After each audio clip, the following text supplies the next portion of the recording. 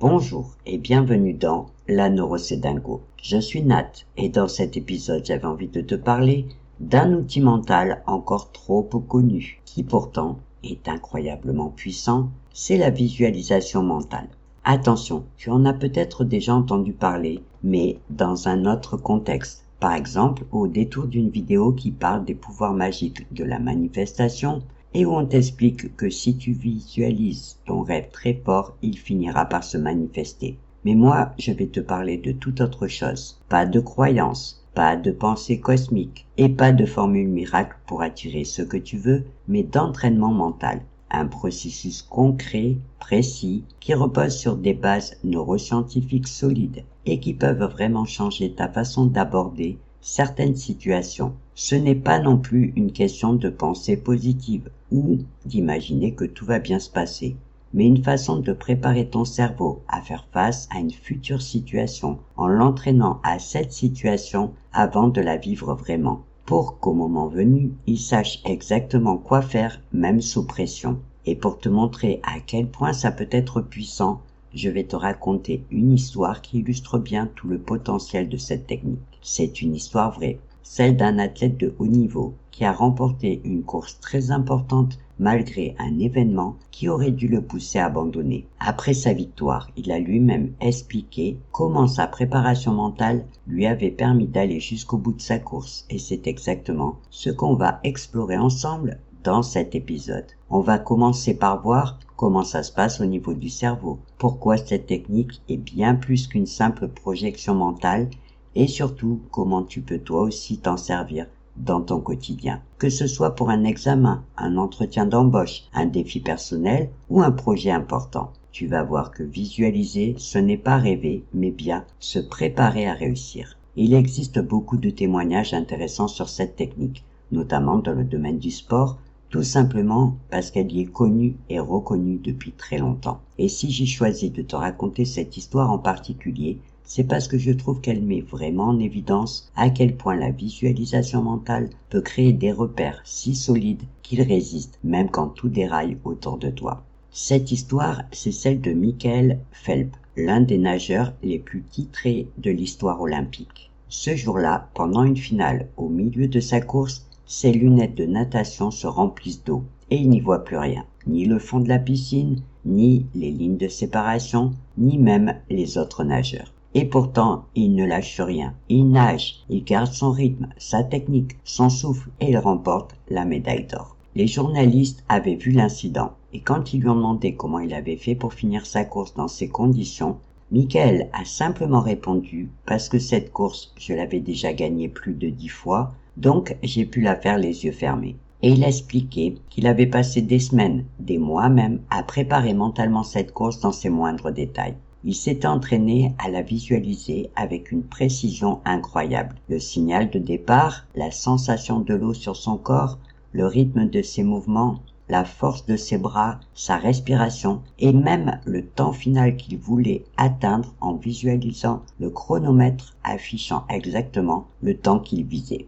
Par contre, il n'avait évidemment pas prévu ce scénario catastrophe, mais il avait tellement répété cette course mentalement avec une telle intensité que son corps et son esprit l'avaient enregistré comme un automatisme. Alors, quand l'imprévu est arrivé, son cerveau n'a pas paniqué. Il a continué à faire ce qu'il connaissait déjà par cœur. Il n'avait pas besoin de voir, il savait. Et c'est exactement ce que permet la visualisation mentale. Créer un chemin intérieur tellement clair que même dans le flou ou sous la pression, tu gardes ta capacité d'avancer. Ce n'est pas un rêve éveillé, ce n'est pas un fantasme, c'est un entraînement mental qui permet de se créer des repères intérieurs tellement forts que même le chaos extérieur ne peut pas t'en détourner. Maintenant, il faut comprendre comment visualiser mentalement une situation peut avoir un effet sur nos comportements, nos réflexes ou nos performances. Et la réponse se trouve dans la manière dont ton cerveau traite l'imaginaire. Ce qu'on sait aujourd'hui grâce aux neurosciences, c'est que le cerveau ne fait pas totalement la différence entre une expérience vécue et une expérience mentalement imaginée, donc visualisée, du moment que cette visualisation est précise, incarnée et répétée.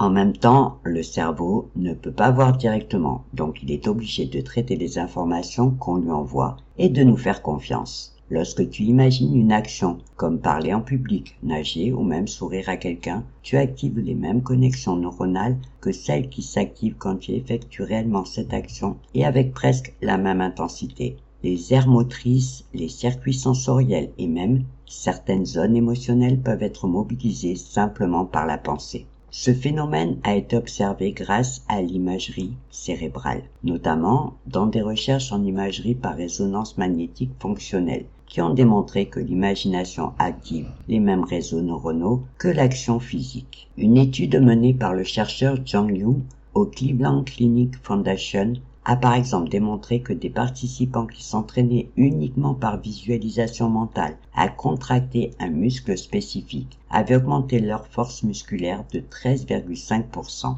sans faire le mouvement réel, uniquement en activant les circuits neuronaux correspondants. Comme je te le disais, les sportifs de haut niveau utilisent cette technique depuis longtemps, mais elle n'est pas réservée aux athlètes. Les parachutistes, par exemple, l'utilisent pour préparer mentalement chaque étape de leur saut. Les pilotes d'avions de chasse pour répéter mentalement des séquences complexes en situation de stress maximal. Et même certains chirurgiens y ont recours avant une opération délicate. Dans tous ces cas, la visualisation mentale permet de créer une cartographie mentale précise qui augmente la concentration, réduit l'anxiété et facilite l'adaptation au réel. Ce principe s'appuie aussi sur ce qu'on appelle la neuroplasticité, la capacité du cerveau à se modifier, à renforcer certains chemins neuronaux en fonction de ce qu'on lui a fait vivre, y compris dans les situations imaginaires. Donc, plus tu visualises une situation avec précision, plus tu traces un chemin neuronal spécifique qui va ensuite s'activer plus facilement dans la réalité. Mais attention, il faut que la visualisation soit incarnée. Il ne suffit pas d'une image vague ou d'une rêverie floue.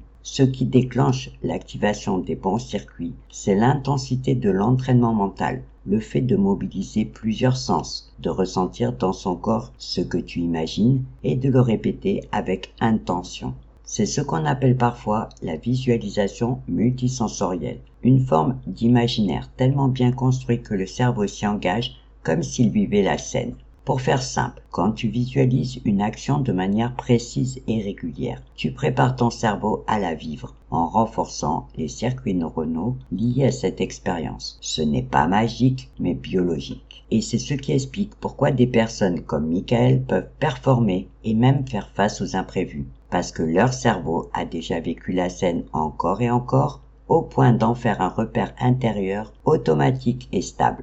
Mais si je t'en parle, c'est parce que cette technique peut être utilisée dans plein de situations bien au-delà du sport et des performances de haut niveau. Elle peut t'aider dans toutes ces petites et grandes scènes du quotidien où tu ressens de l'enjeu, du stress ou tout simplement l'envie d'être plus aligné avec ce que tu veux vivre. Par exemple, tu peux t'en servir pour préparer un entretien d'embauche en te visualisant en train de rentrer dans la salle, de saluer, de respirer calmement et de répondre aux questions avec assurance. Ou pour te préparer à un examen, non seulement en imaginant le déroulement de l'épreuve, mais aussi ton état intérieur, ta concentration, ta posture, jusqu'à ta façon de gérer une question difficile. Elle peut être aussi très utile pour se préparer à des prises de parole en public. Tu visualises la scène, les regards posés sur toi, le son de ta voix, le trac peut-être au départ, mais aussi ce moment où tu retrouves ton souffle et ta fluidité. Certaines personnes l'utilisent même pour préparer un rendez-vous médical stressant, pour calmer l'angoisse et te sentir plus acteur ou plus actrice sur le moment.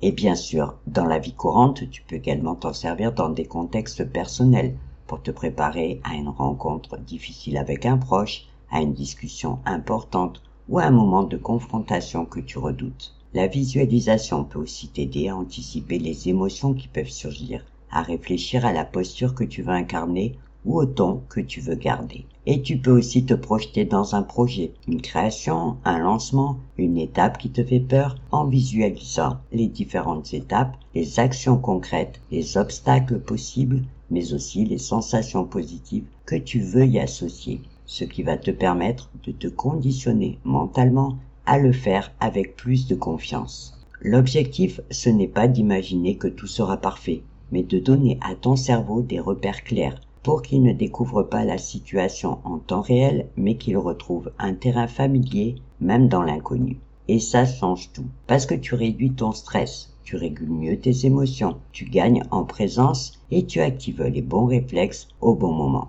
Et enfin, il y a une autre manière d'utiliser la visualisation mentale, plus douce, plus intérieure, mais tout aussi puissante, comme un refuge, une forme d'évasion mentale apaisante. Parce que parfois, il ne s'agit pas de se préparer à un défi, mais simplement de traverser une situation désagréable ou de se reconnecter à un espace de calme quand tout autour semble trop agressif. Si tu as écouté l'épisode sur l'imagination, tu te rappelleras sûrement de l'histoire de Joe Sicipio, cet homme retenu en otage pendant 5 longues années et qui a réussi à survivre à cette terrible épreuve sans aucun séquelle grâce à sa ferme imaginaire. Et cette ferme, aussi irréelle a-t-elle été, a joué le rôle d'un refuge mental qui lui a permis de tenir le coup malgré ses conditions de captivité extrêmement difficiles. Heureusement, on ne vit pas tous des situations aussi extrêmes, mais ce principe d'évasion mentale peut être très utile à notre échelle. Quand on est dans une salle d'attente stressante, quand on doit subir un soin médical, quand on est coincé dans les transports ou dans un ascenseur, ou tout simplement quand on sent que notre mental sature. On peut fermer les yeux et se projeter ailleurs, dans un souvenir heureux, un lieu qui nous apaise ou une scène qui nous rassure. C'est une manière de fuir la réalité pour offrir à notre cerveau une pause, un espace où il peut relâcher la tension pour calmer le système nerveux. Au final, c'est tout simplement un détournement intentionnel de l'attention de notre cerveau pour le ramener à un état plus stable, plus doux et plus vivable. C'est une forme de soin. Maintenant que tu sais à quoi ça sert, tu te demandes peut-être comment on fait concrètement. Alors, je suis sûr que tu as déjà compris le principe, pas besoin de techniques compliquées ni de matériel particulier. Ce qu'il te faut, c'est un peu de calme, quelques minutes de libre et une intention claire. Après, la visualisation mentale étant un entraînement, comme tout entraînement, plus tu pratiques et plus ça devient fluide. Si tu ne sais pas comment t'y prendre, je t'ai préparé une petite méthode simple en 4 étapes qui pourra te servir de base en l'adaptant à ta situation. La première étape, c'est bien évidemment de choisir une situation précise, en commençant par définir clairement le moment que tu veux préparer. Un entretien d'embauche, un exposé, un rendez-vous, une prise de parole ou une performance. Plus c'est concret et précis, plus ton cerveau pourra créer un scénario mental cohérent. La deuxième étape, c'est de créer ton film mental en fermant les yeux et en imaginant la scène comme si tu y étais. Visualiser l'environnement autour de toi, le lieu, la lumière, les sons et les gens présents. Puis ajoute les sensations que tu ressens dans ton corps, ta respiration, ton tonus et ton rythme intérieur. Imagine-toi en train d'agir, de parler et de réagir. Vois les gestes, entends ta voix, ressens l'état que tu veux incarner. Plus tu mobilises de sens, plus ton cerveau s'engagera dans cette expérience comme si elle était réelle. La troisième étape essentielle, c'est de répéter cette visualisation régulièrement, parce qu'elle fonctionne tout simplement comme un muscle. Plus tu répètes, plus tu ancreras ce scénario dans ton cerveau. Tu peux le faire une fois par jour pendant quelques minutes, ou juste avant de t'endormir le soir par exemple. Ce qui compte, c'est la constance. Tu peux aussi choisir de visualiser des micro-séquences, un moment précis que tu veux vivre mieux. La quatrième étape importante selon la situation, c'est de prévoir plusieurs scénarios pour inclure des imprévus. Si tu as un trou de mémoire, si quelqu'un t'interrompt, si tu perds le fil, visualise ces situations et imagine-toi en train d'y faire face avec calme, souplesse et lucidité. Cette anticipation, on l'appelle